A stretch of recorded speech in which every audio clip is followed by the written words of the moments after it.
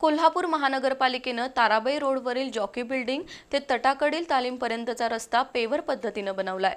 पण रस्त्यावर डांबराचं प्रमाण जास्त असल्यानं आता वेगळीच समस्या निर्माण झाली आहे। कडाक्याच्या उन्हात डांबर वितळून काही वाहनं घसरत आहेत। त्यामुळे संबंधित ठेकेदारानं या रस्त्यावर चॉकपीट टाकावं अशी मागणी वाहनधारकातून होतीये। कोल्हापूर शहरातील रस्त्यांच्या दर्जाबाबत सातत्यानं टीका होत असते। काही वेळेला डांबराचं प्रमाण अत्यंत कमी असतं, त्यामुळे एकाच पावसात खडीसह रस्ता धुवून जातो। तर काही ठिकाणी आता उलट परिस्थिती पाहायला मिळतेय। ताराबाई रोडवरील जॉकी बिल्डिंग ते तटाकडील तालीमपर्यंतचा नवा रस्ता पेवर पद्धतीनं बनवण्यात आलाय, पण इथं खडीपेक्षा डांबर जास्त वापरलं गेलंय। उन्हाच्या कडाक्यामुळे या रस्त्यावरील डांबर वितळतंय, त्यावरून वाहनं घसरण्याचं प्रमाण वाढलंय। ठेकेदारानं रस्ता केल्यानंतर त्यावर चॉकपीट टाकलंय, पण वाहनांच्या वर्दळीमुळे ते नाहीसं झालंय। आता वितळलेलं डांबर रस्त्यावरून ओघळू लागल्यानं वाहनं स्लिप होत आहेत।